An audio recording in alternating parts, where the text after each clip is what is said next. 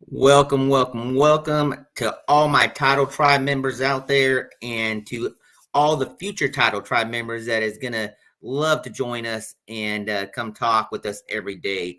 As always, this is Toilets Titles After Dark, episode 9. And I got one of my regular co-hosts, Mr. Abe. What's going on, Abe? Not too much, Rich. It's good to be back. I missed last week. I've had some shoulder issues and stuff like that, so it wasn't very comfortable to sit here. So it's finally good to be back. Although, as much as I kind of had a shoulder issue, I found myself sitting quite a bit watching some football on Sunday. So that was kind of a good excuse for me to sit and do that instead of go outside and do some yard work and prep for winter time. So, but I'm glad to be back. Looking forward to another week of football. We're over halfway through the season. Especially with fantasy, so it's crunch time now. It's time, see, what a lot of people, well, I was going to say, what a lot of people don't realize, the beautiful thing about football season, and it's a great time for rehab, especially for like those arm injuries and shoulder injuries. And for you, Abe, you're probably doing a lot of this, working that shoulder in, right? Yeah, that's right. You got to do what you got to do. It's I do whatever's best for me and my health. So. Hey, that's what it's all about. Some arm curls definitely helps. So, all right. So, as you can see, we don't have our regular host of our show today, Mr. Nate Dirt, but we are joined by another great man. He's eventually going to be on that Mount Rushmore Hall of Fame, one of the foreheads up there. I got my man Justin. What's going on, Justin? No, if you want to talk about foreheads, you should be talking about our man George, who's in the green room for some reason. I just real quick, not a sponsor, but High Grain Brewing Company out of Cincinnati, Ohio. I'm still boosting the product here. I really enjoy their brewery and their adult beverages. So I just thought I'd throw out a shout out there, but I'm doing great. Thanks again for the invite. And thanks again to Nate for being too busy for you guys. Hey, and surprise, even for me, I got another fellow T2T member joining us tonight. George, how are you doing, sir? I'm doing good. I didn't get an invite, but I just figured I'd crash the party because in my younger days, that's what I was known to do. So I figured, fuck it, I'll just jump in and crash the party. Well, I appreciate you crashing the party. You can crash the party in time. So real quick before we move into all of our hot topics and everything, how was your guys' Halloween story time? Abe? Mine was pretty uneventful. I have a 6.5-year-old daughter.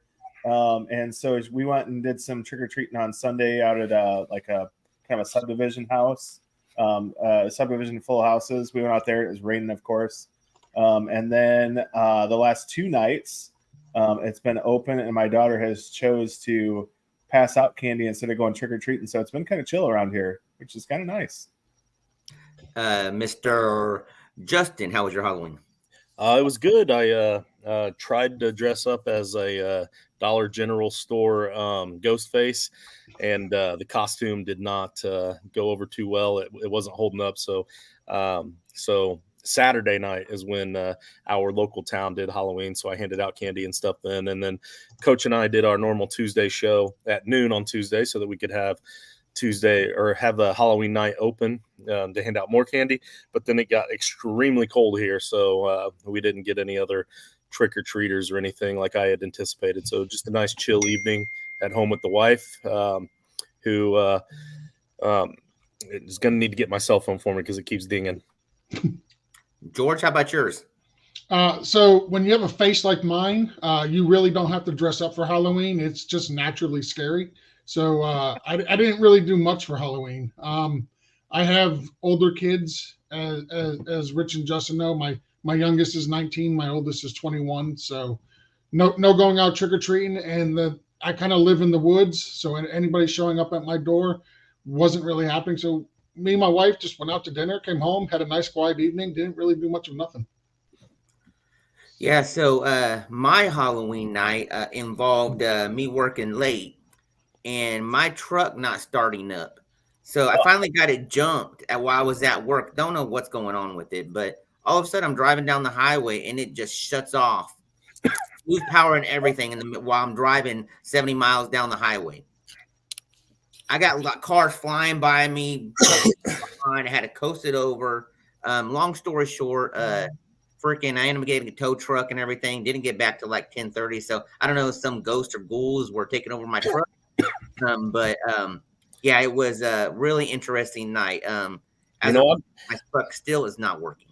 I'm glad that I got to meet you in person at Uncle Steve's house that time. I got to see you in your truck when you met up with us there, because, you know, being from Oklahoma, I just always assumed that you drove a combine everywhere. That's very, very funny. It could be a one of those cowboy carts and stuff like that with horses and everything, Yeah. or maybe even donkeys. Yeah. All right. Well, I didn't As get always. I thought I would guess. Now I feel like the donkey. As always, look, you can follow me at the Frito Bandito _FF. Nate, not Nate, man. Look, I already missed my man Nate. Abe, where can they find you at on Twitter? At MVin, MVINFF. Justin? MVinFF on Twitter, or X, I should say. At JustinFF _ at Toilets to Titles. And Mr. George. At George Reed FF. And the rest of the crew, you can find us at Toilets to Titles. We got tons of articles going through all the time. You can find us on all of our content, including mock drafts, player rankings, and episodes at toiletstotitles.com. And if you're watching on YouTube, make sure you hit the like and subscribe button. We really appreciate that. And lastly, if you'd like to interact with the team, discuss NFL, fantasy football, college football, and if you'd like to get into our weekly fun fooleries that's going on, hey, hit us up, hit Coach Shep up, and come join our Gilded Chat. We got a lot of members going in there. We talk football all the time. We discuss a little bit of everything. Right, guys? Yes, sir. Yes, sir. Yes, sir. And we're also giving away a Yeti cooler. Jesse, you want to kind of talk about that, or are you good? No, you know, I can talk about it. I didn't have the have it ready, so I'll share it here in a little bit after I talk about it. But it's our Thanksgiving giveaway. The Yeti cooler.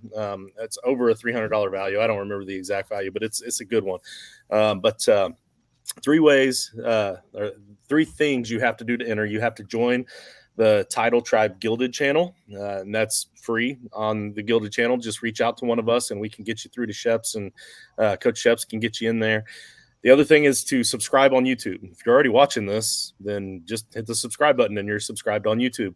And then the third thing you have to do is complete the 3-word phrase. We're giving away 1 word each for each of the next 3 flagship shows on November 7th, November 14th, and November 21st. Those 3 words are going to create a 3-word phrase.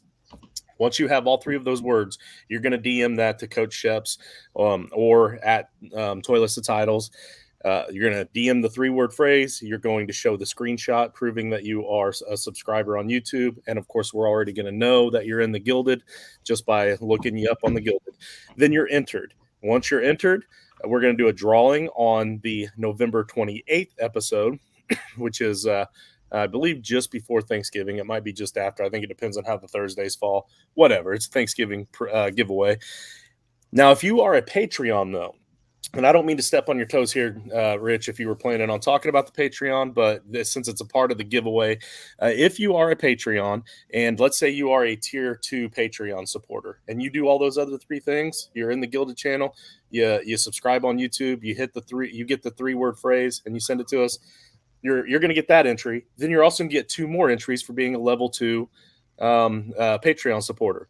If you're a level 5 Patreon supporter, you get 5 extra entries for the Yeti cooler. So that's kind of how that's working. So that's patreon.com/Toilets to Titles. And if you're already a Patreon supporter, you are welcome to bump that up a level or 2 for a few months here and kind of secure an extra entry as well if you want to go ahead and do that now to help ensure the extra entries. Nice. I appreciate that, man. Hey, come check this out, man. We're doing all kinds of stuff all the time. So all those Title Tribe members out there, future Title Tribe members, come check us out and get active with us. Let's jump into some week NFL news. Now, there was some trading going on, as we all know, as the trade deadline passed for the NFL. But I think it's kind of lost in the sauce, if you would say, because of what happened the other night at midnight, at the stroke of midnight. Me, as a very proud Raider fan and stuff like that, the news came down of the firing of Josh McDaniels and GM Ziegler. Man, I'm telling you, man, I had tears rolling down my eyes. I was doing the, man, I couldn't explain, man. I was posting all kinds of stuff last night. A lot of you guys were on there with me and saw some of the stuff. But as I am going to express everything and stuff like that, George, what was your thoughts on this? My first thought was leave it to Mark Davis to fire somebody at midnight where the rest of us were just getting ready to go to bed, and then we had to stay up and tweet and like anybody who's a content creator wanted to put their 2 cents out, because that's basically what we do. So as we're getting ready to go to bed here on the East Coast, I get Vegas never sleeps, but the rest of us do.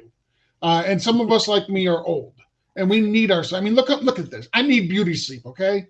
And Mark Davis was not giving me any beauty sleep. When that came through, I was up for another hour and a half. I wasn't really sure if it was a good thing or not. I don't really follow the Raiders, but from what I can see, and with the comments the new interim head coach had made, like I think it's a great opportunity for him. He reminds me a lot of the coach over in Detroit when he was first introduced, and he was talking about biting kneecaps and whatnot, and like Dave Campbell. But like it seems like it's a very good move. Somebody tweeted every time Josh McDaniel went to a team, they got worse. That happened in Denver. It happened in Las Vegas. Like it's just, he's not a good coach, not a good head coach. You got a really good would you rather question here, Rich. Yeah, I was gonna lead in that. So, which trait do you hope your new Raiders coach will have? Brandon Staley's decision making or Arthur Smith's use of elite talent? Now, John, we are sure. I'm so glad that Nate is not on, because if the word Brandon Staley when it comes up on our T2T After Dark episode, man, the F words, they start flying. He's horrible and stuff like that. It becomes a drinking game. It really does. It really does. Now, I'm going to be honest with you. I don't know what to expect.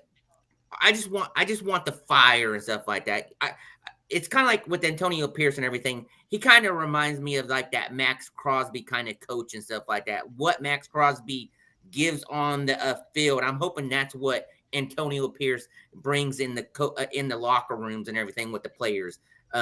He's going to fire a lot of these people up. And man, from what I'm hearing, they were walking in smiling today, giving high fives. I mean, just having a party and stuff like that. I mean, look, I mean, I don't want to clown on Josh. You know what? Yeah, I do want to clown on Josh McDaniels. Hey, you deserve it. Go ahead and clown on him. Nobody's stopping you. Well, I mean, here's the worst thing about it and stuff like that is we just went through the past 2 years, him getting rid of Derek Carr. I mean, just all the stuff, with Renfro and stuff, the usage of Renfro.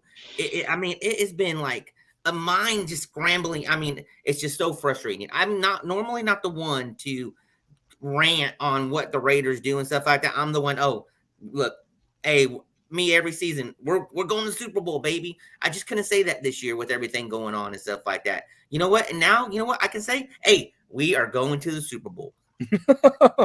As now the time to get Renfro.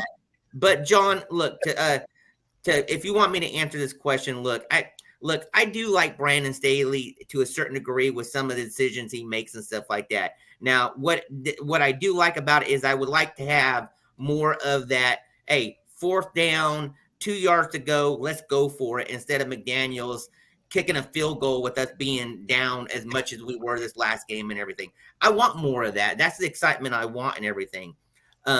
Arthur Smith, look, is all the talent that he has, receiving options and stuff like that. I really don't know too much about Arthur Smith, just the way his usage is and everything. I just want to make sure that he's using all the players, kind of like Arthur Smith doesn't use all his players to the way they should. I think this is going to bring out Devontae Adams, more fire rate. Look, Jacoby Myers has already been killing and stuff like that. I need to see Renfro back into the game and stuff like that, and being Renfro, third on Renfro, doing the things that he does and everything. And man, Jacobs, maybe this, he's been doing his best with what he has and stuff like that. Maybe this gives him that extra drive to get back up to that 4.5 point yard per carry that he did last year. That carried him to the Russian lead, the Russian leader and stuff like that. Abe, what do you got? Any thoughts on this? I mean, it's about time. It's something that's, I think, long overdue. The organization just seems so wishy-washy the last couple of years. One of the things I couldn't understand is, like, you bring in Devontae, he wants to be with Carr, and then you kind of cut ties with Carr. You sign Darren Waller to a long-term extension, then trade him 6 months later. Like, it's stuff like that. You're just like, what the hell are you doing? Like, I mean, where are you going with this organization? You have a fan base out there that is not only wild from the fans that came from, Oakland and stuff, but also a whole new fan base in Las Vegas. And it just seems like it's been kind of a cluster mess the whole entire time since. So it's the only one way to look is up. At this point in time, I think Josh McDaniels, when LaFleur got his job at the Packers a few years ago, everyone's like, hey, why don't you get McDaniels? I wanted nothing to do with him as a head coach. I don't think he's fit for a head coach. I think he's a pretty good offense coordinator, pretty good. I'm sure he'd be a pretty good quarterbacks coach. But he's just not a head coach. There's just some people that just cannot do it, and I think he's one of them. So I think the best part about this is that it's in the rearview mirror, and he's gone. Yeah, and same thing. It's like what you were saying earlier. You even sign Renfro to this nice contract, and then you don't even use him to what you're paying him and stuff like that. It's the little things like that and everything. But look, brighter things are, the Patriot way is gone from Las Vegas, and I want to see the Antonio Pierce way for this season, and we'll see what happens and everything. The beautiful thing about it is, look, we benched Garoppolo, and we're moving on with Aiden McConnell. Let's see what he got. Look, it might not be good, but look, I'd rather see what he has and the potential that he could bring than what Garoppolo. Look, he was missing wide open throws to Devontae Adams. I mean, and then the interceptions he was throwing is like, that's who you threw it to, right? I mean, it's like right to the players, defensive players that he was throwing to. So, all right, I've ranted and everything. There was other stuff that happened. I'm going to kind of go through all three of these trades and just kind of get your guys' input on it as we do got tons of stuff to go over. So Chase Young to the 49ers for a 2024 third-round pick. Montez Sweat to the Bears for 24 second pick. And then Josh Jobs to Minnesota. Justin, out of those three, which one do you like the most and have some insight you want to give on? Well, the one I like the most, I actually would much rather leave for George as our 49ers insider here. But there you go. That's the Chase Young one, man. That's an incredible get for them. And George can better explain how it's practically they practically got him for free, most likely. But I can say that I really do like the Josh Dobbs trade, though, because for fantasy purposes, with having TJ Hawkinson in a lot of my leagues, and there's no way that team's going to win the division. Don't get me wrong, but especially with the Lions continuing to win. But I don't think that they were ready to start losing. They weren't ready to start tanking. They've already won too many games to miss out on any great players early on in the draft. So they're going to try to win. So if they're going to try to win, that tells me that they're going to play Dobbs after this next week. So for fantasy purposes, I like the Dobbs trade. Yeah, so I'm glad you said that, because I want to give George the opportunity to discuss his latest adventure that he's taken on, and then jumps it straight into this Chase Young trade. So, George, go ahead and hit it, man. Yeah, so as of this week, I've joined Des Bryant, former Dallas Cowboy wide receiver, High Point content creator team. I'm covering specifically the San Francisco 49ers, which is cool. It's like one of my top 4 favorite teams in the league. Obviously, my heart belongs to Miami, but I'm absolutely thrilled to be covering the 49ers for them. It's an absolute amazing opportunity. And so that's what I'll be doing going forward, along with the stuff that I've been doing for Tulsa Titles. As far as the trades go, Justin mentioned it. Like this trade for Chase Young, they practically got him free. They're giving up a compensatory third round pick for him, and if he leaves in the offseason, depending on the size of the contract Chase Young will sign, they will get a compensatory pick back, which very well most likely will probably be another third round pick. So they're giving up literally nothing to get him. And then you look at the contract that he has for the rest of this year, they're paying him under $600,000 for the rest of the year. Yeah, So they still- literally, yeah. So they're paying him basically nothing to come over to San Francisco to play opposite Joey Bosa. They're adding him to the a front line that includes Javon Hargrave, Eric Armstead, Drake Jackson, Randy Gregory, and Javon Kinlaw. And for those people who say, well, Chase Young is not very good, because I've seen it all on Twitter. Like people are like, oh, well, Chase Young's not good. He's only got 3 sacks on the season or 5 sacks on the season, whatever. Yeah, he's got 5 sacks on the season, but he's also 5th in the NFL in quarterback pressures with 40. And if you look at the ranking, Nick Bosa for the 49ers is 4th with 41. So they're 2 edge linemen now, Nick Bosa and Chase Young, who did play together at Ohio State, by the way. They're reunited in San Francisco. They're just going to wreak havoc on the defensive line, and they're going to wreak havoc on the offensive line and put a ton of pressure on those quarterbacks. And they got them for free. It's ridiculous. It's exactly what you would expect from John Lynch. This is the 2nd year in a row at the trade deadline. He came in and made probably the biggest trade of the season. This year acquiring Chase Young, last year acquiring running back by the name of Christian McCaffrey.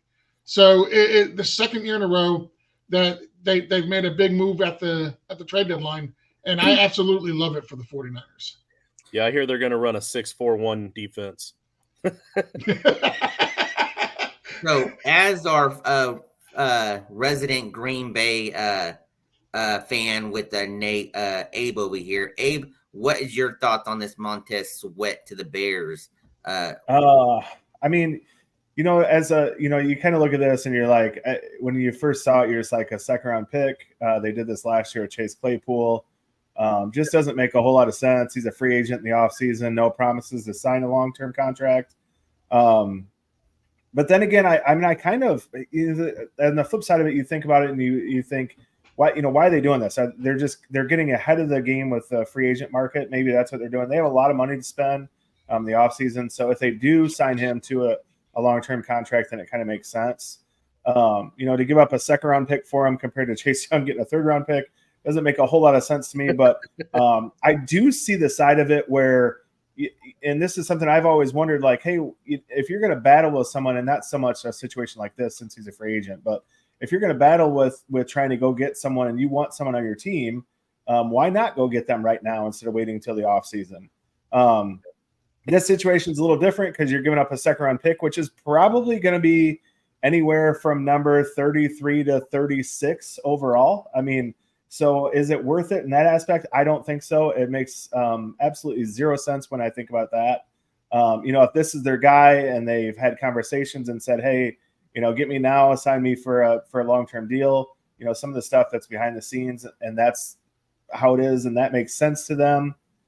More power to you. I don't think this is worth a 33 to 35 pick in next year's draft, in my opinion, when you can go out and get him as a free agent. Well said. Well said. Look, the only thing I'm going to say about these 3 and stuff like that is, okay, great. Chase Young to a already amazing 49 defense. As much as they have been reeling and stuff like that, they have been getting exposed. But that is on the back end. Montez Sweat to the Bears. Look, to me, it only makes sense if they do sign him to the long contract. But the Josh Dobbs, look, that was like, boom, putting someone's heart as they were dying and stuff like that, revitalizing the receiving Addison, reviving that passing game, because I was scared to hell when Kirk Cousins went down. I was like, man, I ain't going to be able to get anything for trade value for these receivers and stuff, even hurting Justin Jefferson. Now having Dobbs there gives me a little bit more of a heartbeat back and stuff like that, where I can expect something from them and stuff like that. A lot of garbage time, but at least I'd rather have the garbage time with Josh Dobbs throwing the ball than what is it? Evan Hall is his name? No, Evan Hall is the running back. Evan Hall's the running back. Jaron Hall. There you go, Jaron Hall. Yep. So look, that's my take on it and stuff like that. Let's get into our fantasy favorites of the week. Justin, give me your first QB fantasy favorite. All right, so I looked at what you guys had first, and then tried to choose. All right. I apologize. Look, Neil, look, you jumped in a little bit late and stuff. We already went on a Raiders rant and everything, and maybe you did hear that. Look, I would love to hear your take on this and everything. So make sure you're posting that in the chat, because I know you're a Raiders fan just like I am. I have been reading some of your comments and everything. So, man, I'm running through that wall with you, man. Neil, I just want to let you know I pooped all over the Raiders. You missed it. I left a big stinky turd right on Mark Davis's forehead. Just want to let you know that. All right, now I apologize. I had to get that in there with him being in the chat. So go ahead. I apologize once again, Mr. Justin. Give me your QB. And I apologize to Neil. I mean, we didn't even invite George. I don't know where he came from. Marty Crasher. My fantasy favorite. You said start with the quarterback. Yes, sir. All right. So since Abe already went with the one that I wanted, I went with Lamar. So Lamar's going up against Seattle this week. Seattle's 18th against quarterbacks. But if you look at any rushing quarterbacks that they face, they've really struggled. So I look for Lamar to finally get some more of that rushing game back that he had earlier in the season. We haven't really seen it a whole lot from him. I think we'll probably see at least a good 50 yards rushing from Lamar this week. So for fantasy purposes, I really like him as a probably top 5 quarterback this week. Just I keep on. I'm getting lost because I'm trying to send some notes to George over here. Abe, who you got? My quarterback I got is Dak. I like Dak against the Eagles this week. Dak's thrown 11 touchdowns in his last 3 games against Philadelphia. He seems to really play well against them. The Eagles are still banged up in the back end of their secondary. Obviously we know that Philadelphia can stop the run pretty well. Dallas, for whatever reason, cannot run the ball with Pollard. So I think that we're going to see Dak throw it a ton this game. And he's had a lot of success with, like I said, 11 touchdowns in his last 3 against Philadelphia. Yeah, and mine is, give me one sec. I'm going to get into, I apologize. I'm trying to multitask. It's all right. I can jump in here. I was going to go with Dak if Abe didn't already take him for much of the same reasons. But that Eagles secondary is just absolutely not good. And they are on paper though. Like you would expect them to be way better, but at least for fantasy purposes, they give up a lot of points. Yeah. Yep. Yeah, so I'm excited about Dak. I took Dak in my my rival bingo this week, and I have him in several leagues too, because he's one of those quarterbacks that you can always get super late, like him and Kirk Cousins and those sort of guys. So yeah, I'm excited this week for Dak. All right, George, I sent you in the Gilded chat. So my QB favorite for the week is Derek Carr. And it kind of all comes together and stuff like that. Look. With all is he coming back to Vegas? No. With all the turmoil and everything that the Raiders have gone through this week, leading up to what happened this past midnight, and now everybody being ecstatic. Derek Carr, they asked him today what was his thoughts on it, and look, he took the high road and gave a good spiel and everything and stuff like that. But you know what? He's playing against the Chicago Bears, and I think he's going to take this opportunity to have a good game and stuff like that to kind of say, hey, I'm here if you want me back. I'm just throwing that out there. Now that we know that ain't going to happen and stuff like that. So I look for Derek Carr to have a great game against the Chicago Bears. George, who do you got as your QB favorite? So I'm going to go with Sam Howell. Coming off a game against the Eagles where he threw for almost 400 yards and 4 touchdowns. He had a QB rating of 114. It's the second game this year that he's had over 350 yards. Back October 5th, he had 388 yards and 2 touchdowns against the mighty Chicago Bears. If you look at him, he's had 3 games basically that were within 10 yards of going over 300 yards. He's been extremely consistent all year long, and he also adds in a touch of rushing every single game. The New England Patriots really don't – that defense traditionally has been good. They take away the best weapon. I'm not sure what the best weapon really on the Washington Commanders is. Maybe it's Terry McLaurin. Maybe even Thomas at this point. Yeah, it might be Logan Thomas. Like there's no standout stud for Bill Belichick to scheme to take away. So I think somehow we'll actually distribute the ball to all his receivers, and I expect him to have another good game. He's been wildly consistent all year long. He's extremely underrated and undervalued. Nice. All right, 2 running backs. Justin, who do you got? Oh, 2 running backs. No, two the running backs. Oh, going to the running backs. All right, good. All right. So I'm going I'm a little home cooking this weekend. I'm going with Jonathan Taylor. He's going up against Carolina. Carolina is they're Carolina. And so there may be a little bit of narrative to this. Like Frank Reich never really utilized Jonathan Taylor like he should have. And now Jonathan Taylor gets an opportunity to go up against Frank Reich's team. So I'm really super confident that he's going to ball out and have a huge game. This is going to be finally have his breakout game of the season. And maybe we start to get to see the old Jonathan Taylor again for the rest of the season.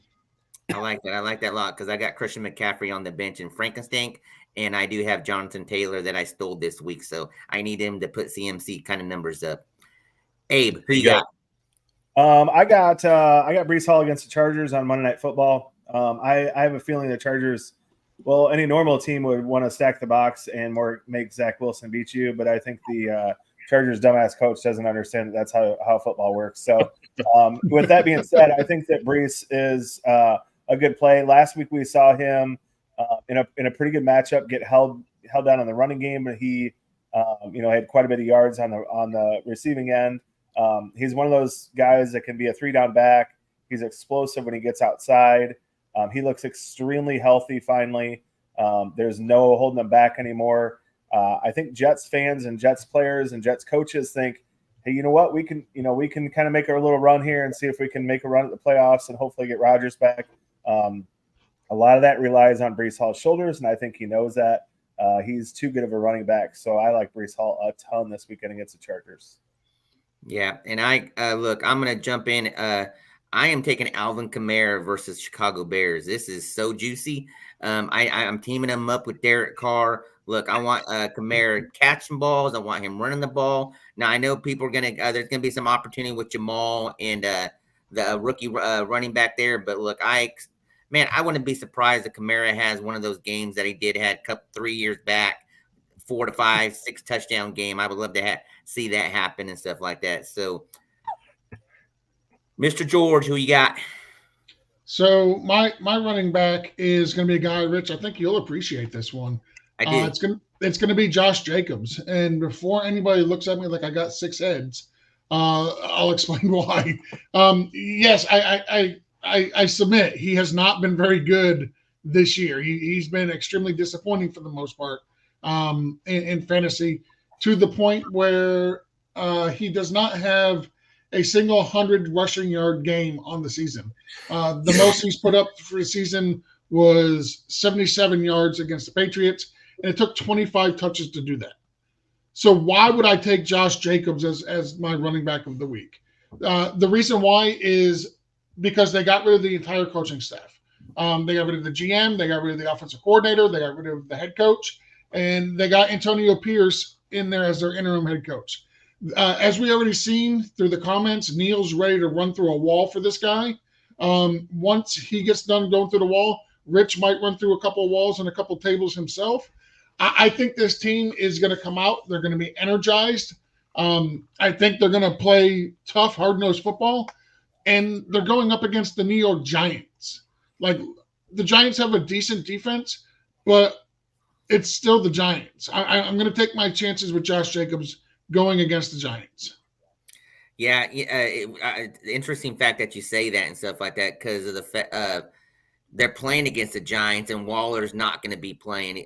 Is already has an injury where he won't be in. That would have been exciting to see with him playing in that game too and everything. Yeah. So let's with that talking about Waller, let's jump into tight ends. Justin, who was your tight end of the week? Let's see, my tight end of the week was TJ Hawkinson. I'm not scared of Jaron Hall. Jaron Hall at quarterback.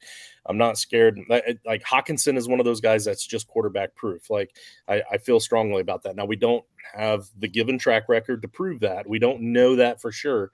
He went from Jared Goff, who's now he has the rookie there, that Laporta, that's absolutely tearing it up. So we can't really say, that Jared Goff isn't good at throwing to tight ends because he fared pretty well and with the Rams as well. Hawkinson has went on to play even better with Cousins, who I think is actually a slightly better quarterback than Jared Goff. I know that might be blasphemous to some people, but I'm just not a Goff guy. But I just don't think that any quarterback back there is necessarily a negative for Hawkinson, because the worse they are, the more they want that outlet. And he just has an uncanny knack for getting open. Not quite to the Kelsey level, but he's just one of those tight ends that can easily get open and be a nice dump off for any quarterback. So I'm going to go with Hawkinson because of the matchup against Atlanta. They're going to have to do something to make sure they maintain moving the ball. They need to win this game if they even want to have a shot to stay in the division. Yeah, so I was going. I heard Waller, and it automatically threw me into that tight end run and everything. We skipped the wide receiver, so we'll come back to that. Abe, who you got at tight end? That I if you watch any Pat's episodes, I pencil in. I didn't pencil in. I marker in Sharpie marker.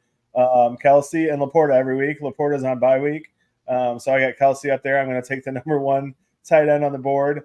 I do agree with what you just said, though. Hawkinson is a guy that I have in my DFS lineup. We'll get to that in a little bit. I think a lot of people are going to look past him this week and just say, hey, we don't want anything to do with him. But I think he's quarterback proof. He's, if a quarterback comes in and you're new, your two most likely plays you're going to have, two or three, I guess, would be, throw it to your stud or dump it down to a tight end or a running back. I mean, those are your options. Those are your safe havens. Those are your safe throws. And once you get in a, kind of a rhythm with those things, then that's where you go. Now, Hawkinson is pretty much their number one with Addison. So you kind of knock two birds out with one stone there. So I'm going with Kelsey. He's my guy this week. He's my guy every week. But I do like that Hawkinson call. Yeah. So look, I'm going Dalton Kincaid. And am I the only one that thinks there's like a conspiracy theory going on that if you want to finally get someone to throw out, make the other person at that same position act like they're sick or act like they're injured, so Dalton Kincaid can get all the attention that he did last week. Came out with the breakout game. Now, Dawson Knox was not in the game, so he had a lot of opportunity and everything, but it kind of opened those eyes, and I hope it opens the eyes for the coaching staff to say, look, let's keep on feeding him the ball. Dalton Kincaid had an awesome game last week, and I like him to continue that with the Cincinnati Bengals this week and everything. So my tight end is Dalton Kincaid for the week. George, I like – you changed it on me last minute. I like where you're going, and I was wanting to kind of pivot into that with everything that happened. But, hey, give me your tight end of the week. Well, so I had originally I had Trey McBride. After listen, especially specifically regarding tight ends, like gets 14 targets and 10 receptions. Okay, look you've got my attention. No problem, you've got my attention. The problem with the reason I changed it is after I typed it in, I remembered they're transitioning from Josh Dobbs to Clayton Tune at quarterback. So that kind of like, even though I think McBride will be fine, I liked my other selections slightly better based upon the quarterback change that he had coming in as well. So I went for McBride. I changed it to Kyle Pitts. Kyle Pitts hasn't exactly blown the wheels off this year. His best game was against Houston, where he had, and of course I benched him this game, by the way. He had 7 receptions for 87 yards. Like, that's not what you're expecting from Kyle Pitts, where you drafted him. But as of late, he's done a little bit better. He's getting a few more targets and a bunch more receptions. But I love the fact that and then it's my opinion, but they're upgrading at quarterback from Ritter to Taylor Heineke. Taylor Heineke, if you remember from last year in Washington and the year before that in Washington, like, he's a pretty darn good quarterback. He will throw to his tight ends, and then on top of that, Kyle Pitts doesn't only he's listed as a tight end, but he really spends more time as the Falcons slot receiver. And if you look at the history of Taylor Heineke and slot receivers, it's up there. It's a very, very good relationship. He loves targeting his slot receiver. He did it a ton in Washington. So I think that's going to translate to Kyle Pitts having better games going forward. Not because the upgrade of quarterback is good for the tight end, but it's better for the slot receiver. And that's where he plays most of his snaps, is out of the slot. And Taylor Heineke also has that really good jawbone line too, if you pay close attention. But absolutely. So I mean, you got to go after any of his targets. But also, Clayton Tune was just kind of casually mentioned by George there in passing. I want to point out, George and I were fortunate enough to go to the Senior Bowl this past Senior Bowl in February, and we got to see Clayton Tune play. And Coach Sheps actually interviewed him for the network here. It's back there. Just go back and look. But back in February. But of the 6 quarterbacks that were there, now don't get me wrong, there was no C.J. Stroud, there was no Bryce Young or AR or anybody like that, no Will Levis. But after those top 4 or 5 guys were gone off the board, there were 6 quarterbacks there. And I did the write-up for all of the quarterbacks. I paid close attention to them all week long at practice. And Clayton Tune by far impressed me more than any of the other quarterbacks there. So, and I get it. It was just 1 week and it wasn't all necessarily the best of the best, but they were all pretty darn good. I mean, we've got a lot of rookie defenders right now that are starting on NFL teams and playing really well, like Tyreek Stevenson and several other guys that are blowing it up, that Clayton Tune went up against, and he looked pretty darn good against them. So I'm just saying, I don't think that he is the quintessential rookie quarterback that everybody might be scared to throw out there. If Dobbs can make that offense look as good as he did, I'm not saying he's going to play as good as Dobbs. I'm not saying he won't, but I think there's a pretty good chance of it. I think Clayton Tune is primed for a good opportunity here to be a solid backup for Kyler Murray. Yeah, so we're going to jump in receivers and everything. So my receiver of the week is a man that's going against his former team. Now, obviously, it's not at a true home game and everything. It'll be over in Germany, if I'm correct. But it's Tyreek Hill against the Kansas City Chiefs. Look, they're probably going to do everything they can to make sure that they could stop Tyreek Hill. But, George, tell me why they won't be able to stop Tyreek Hill. Well, for 2 reasons. One, he's too damn fast. He without a doubt, he's absolutely unguardable one-on-one. You cannot single man coverage him. That's not going to work. He's going to blow right by. You have to give help over the top of the safety. If you play in zone, he's too good to where he can get into the open spot in the zone. The chemistry between him and Tua Tagovailoa is just absolutely phenomenal. Through 8 games, he's already over 1,000 yards. No wide receiver in history has gotten to 1,000 yards faster than Tyreek Hill. And the other reason I think he's going to have a phenomenal game, and it's not just because Dolphin fan over here, but the 2 teams, the Dolphins and the Kansas City Chiefs, are taking 2 different approaches to the travel schedule for this game. The Dolphins are already over in Germany.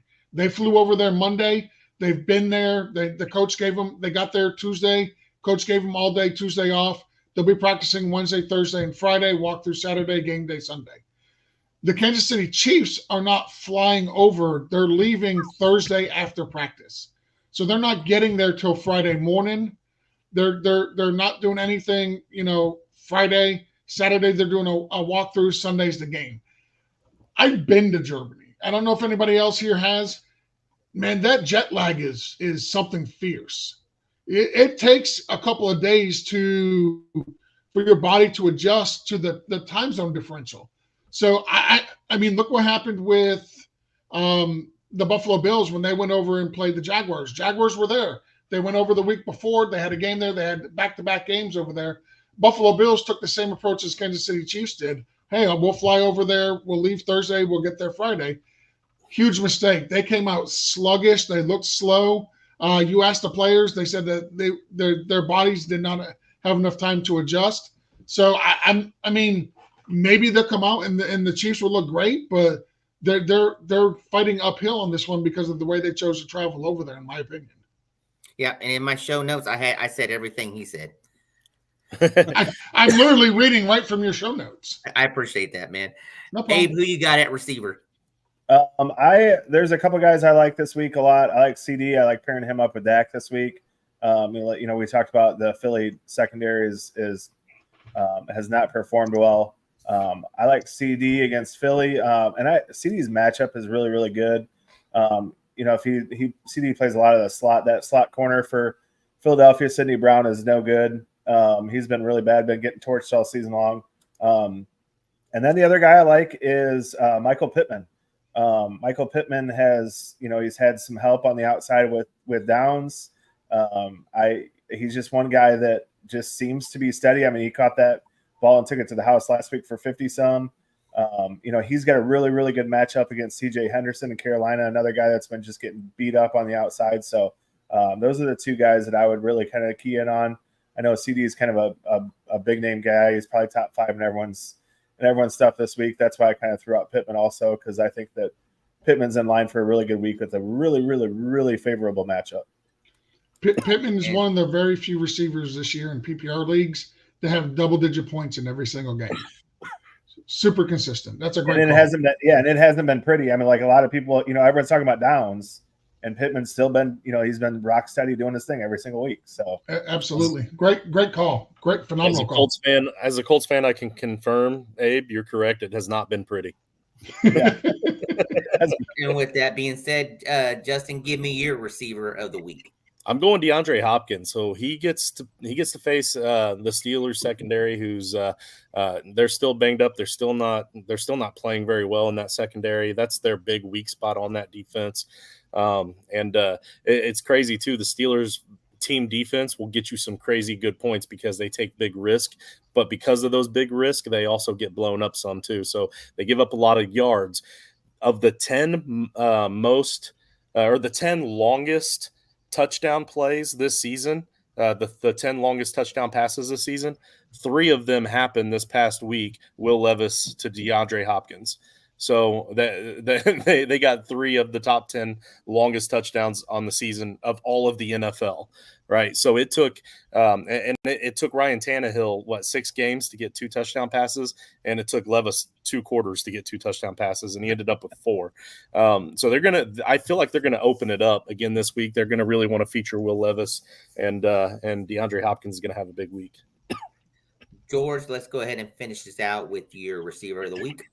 So my receiver of the week is going to be Amari Cooper. Again, not somebody who's big named. He's definitely not a Tyreek Hill, but I'm strictly looking at the matchup. And the Browns, who are a very good team, are playing the Arizona Cardinals, who are not a very good team. So I wanted to look at the wide receiver from that matchup. I don't care who the quarterback is. I don't care if it's Dorian Thompson-Robinson. I don't care if it's P.J. Walker. I know Deshaun Watson is practicing. I don't know if it's going to be him. Either way, I don't really care. It's a phenomenal matchup for Amari Cooper. He's coming off of a game where he had 11 targets, 6 receptions for 89 yards. He's had no fewer than 6 targets in every game. Again, against a bad matchup with the Arizona Cardinals, a team that is playing for something. Their division for the Browns is an extremely tough division. This is a game the Browns really cannot afford to lose to They need to win this to stay at the top of the division. So give me Cleveland, give me Amari Cooper and a important game where they should go out and just throttle the Arizona Cardinals. Nice. And that is our fantasy favorites of the week. Next subject we'll be hopping into is our DFS lineups of the week. This is where me, Nate, and Abe give us some lineup suggestions that we're throwing out, that we're utilizing. Abe, who do you have in your DFS lineup this week? I'm going to go back to the well again. I'm going to have Dak at quarterback. My running backs are a couple of lower price guys, and Darrell Henderson with the Rams against the Packers. Obviously, being a Packers fan, I know that we can't ever stop the run. And then Chuba Hubbard. Saw a lot of the snaps last week, so I like Chuba to have a pretty good game this week as well. My wide receivers, I like Rashee Rice. He's got a really good matchup in the slot this week against Miami. Devonta Smith to kind of have that opposite side of Dak and CD, which that leads me to my next wide receiver in CD. My tight end is TJ Hawkinson. We kind of touched on that earlier. I think this guy is quarterback proof. And then I put in Zay Flowers is my flex, and the Browns defense. I think that Browns defense kind of feasts quite a bit on Arizona this week. Did you have any money left over? A few $100. So I've won, like, these are little $5 lineups that I've been putting in every week. And I do a Thursday through Monday just so I can have access to all the guys. I've doubled up my money the last 2 weeks. So I didn't even look to see if I had money left over. I don't think I did because I had everything in there except for the flex, and that's where I plugged in Zay Flowers late. So, and he was near the top. So I think if I did, it was only a couple $100 left. So. Yeah, I did. I cashed out last week too with the lineup that we submitted. Same thing. I did I think it was the $3 pylon Thursday through Friday. Like I said, it wasn't much, but I did make my money back and a little bit extra. So a good lineup last week. My lineup for this week is I'm taking advantage of some matchups and I'm doing a little stacking in it. I do have Derek Carr and Alvin Kamara in my lineup going against the Chicago Bears. Carr was 5,700. Kamara was 8,100. He was my pricey pickup for the week and everything. But like I said, I expect a big game from him this week. I am using the Saints defense too. They're at 4,100 against going T-bag. T-bag wasn't so much T-bag last week. So I like the Saints to T-bag himself and take advantage of some opportunities and everything. So running back. I think I've tuned into the wrong channel. Well, this is After Dark, sir. and for all and George, just so you kind of understand the stipulations, that we can drop a little F-bombs here. We can do a little cussing. So I've never known you as being a cussing man and everything. So, but it is allowed. So, and I think you told me. Go ahead, Justin. I think that the guys thought that I was joking last week when I said I don't wear pants on this show, but they got to see it before we went live. Luckily, they hadn't hit play yet. I wasn't out last week, and I didn't hear that, but I still saw it. So my man is wearing striped brief boxers right now, and that's all I'm going to say. All I'm going to say is, Rich, you waited till about 53 minutes into the show to tell me I can drop an F-bomb and not get in trouble. That this is unacceptable. It's fucking unacceptable. Yes. You're talking to one of your fellow Marines there, so to say that he doesn't seem like a cusser. No, I mean, hey, same here and stuff like that. It just, like I said, in the times that I've been with George, I haven't heard it much. So to carry on my DFS lineup, go ahead, George.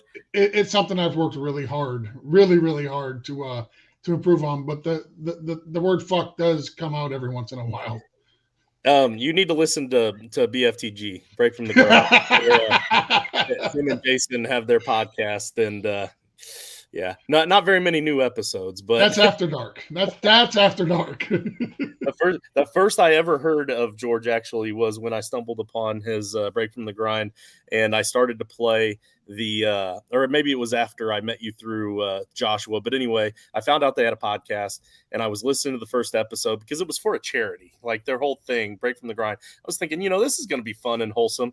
So I'm in line at my kid's school to pick them up from school as I'm hitting play, and they start dropping F-bombs as the teacher's opening the car door. And I'm like, I'm so sorry. I couldn't figure. I had it hooked up to my phone, and I was trying to figure it out. Yeah, no, you don't listen to that with the kids around. If that was all it was when the teacher opened the door, that is very lucky, because it gets very descriptive at times.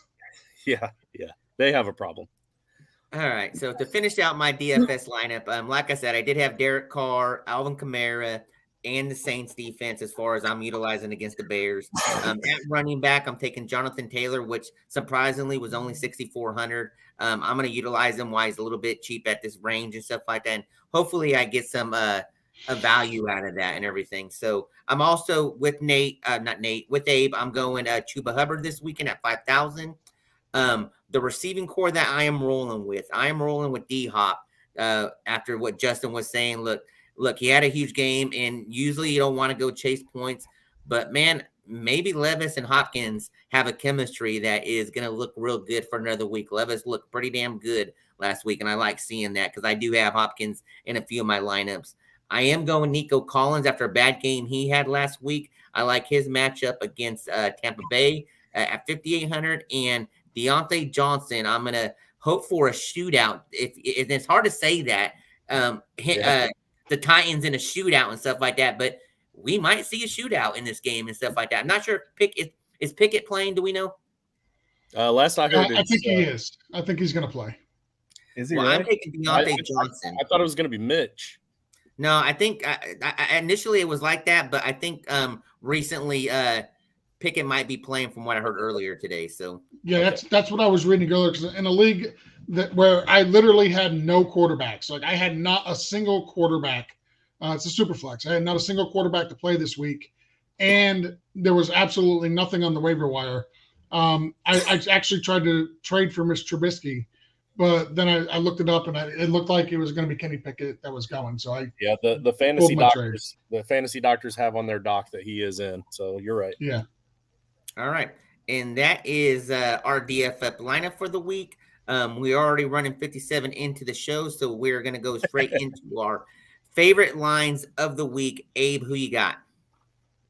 I kind of stole one from you, Rich. Browns -8 against the Cardinals. I think the Browns defense is too loaded. I think even though Clayton Tune is an experienced rookie, I should say, going to the Senior Bowl and stuff like that, I just don't think that he's enough for that Browns defense. We've seen really good quarterbacks struggle against their defense, so I like Browns -8. That's my first one. Yeah, look, I'm going to piggyback right. Look, I have Cleveland Browns -8 too, but that's just the defense alone covering that -8. So that's how I'm rolling with it. I think the defense alone is going to beat them by that spread and everything. So I'm going to piggyback. Next one is Miami Dolphins. I like them +1.5 versus the Chiefs. Look, Chiefs did not look good last week and stuff like that. And the fact that they are going late over to Germany and stuff like that. Look, I see them having another bad game. Mahomes threw, 3-4 picks last week? Man, I don't see him having another good he's going to have a decent week. Look, they are playing against the Dolphins. He's going to want to show up. But, look, I like Miami Dolphins outright winning this game and everything. So that is my second favorite line of the week. Abe, what's yours? I'm choosing the Seahawks +6. Baltimore is really, really good, and especially I think they've been good at home. But I just think this is kind of quite a bit of points for a team that is feeling pretty good about themselves, winning they're leading the NFC West. So it's just one of those games that when I first saw this, I try to look at the spreads, or I try to think of the spread before I actually see the spread. And I actually thought this would be around 3.5, and I saw it at 6. And I thought, well, that's a whole field goal difference, so I'm gonna kind of go with that and take the Seahawks +6. Nice. And then my last one is going back to that Titans game. I'm taking the Titans +3 over the Steelers and everything.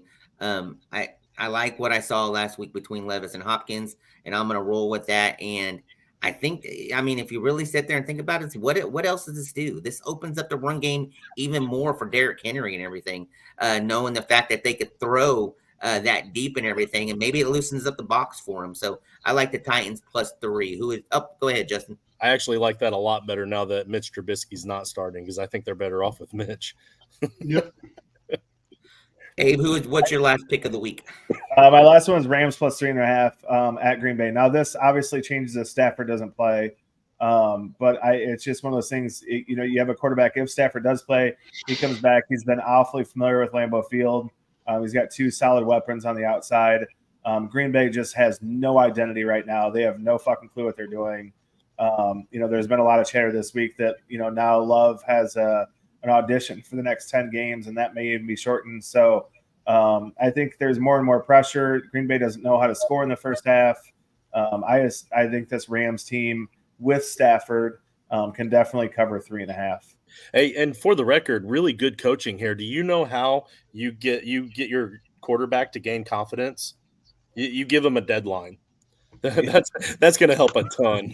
Right, yeah, because that's exactly what he needs. He doesn't have any other pressure coming off 2 Hall of Fame quarterbacks, so let's go ahead and put more on his shoulders. So, and by the way, you don't have a receiver that has more than 40 catches lifetimes on your team as well. So, George, I don't know if you had a chance to look at any lines and stuff like that. You have anything that you like, or do you want to comment on any of the ones that we said? No, I do like the ones that you guys mentioned. I didn't really get in and look at the lines. I didn't have enough time to do that. I probably should have, but no, you're good. Like I said, it was last minute surprise having you in here, so I appreciate it very much. Justin, anything you got on any of our picks?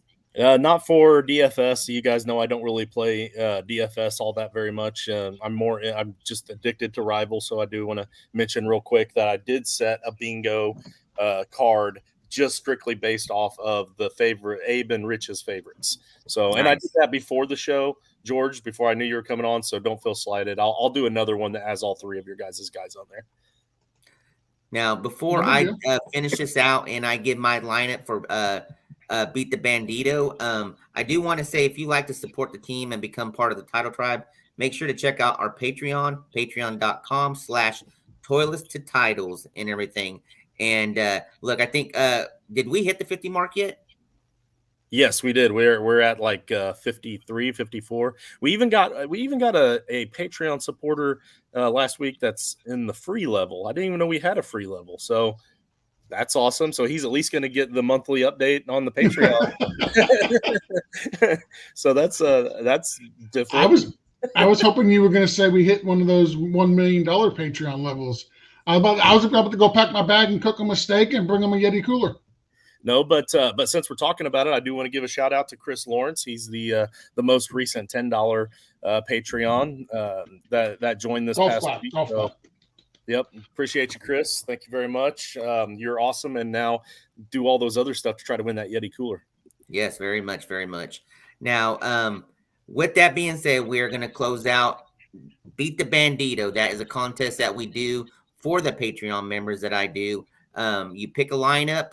You pick a quarterback, a running back, receiver, tight end, and flex. Once you pick that player, you cannot pick them again for the rest of the season. And you give a total score at the end of the season. Last week, matter of fact, I want to give a shout out to Duarez. I want to say 5406. He had the highest score so far for our season and stuff like that at 304 points for the players that he had. So we do use the Frankenstein scoring system, Georgia. I don't know if you kind of looked into that at all, but we used to do that format. My lineup for this week is Derek Carr at QB, Alvin Kamara at running back.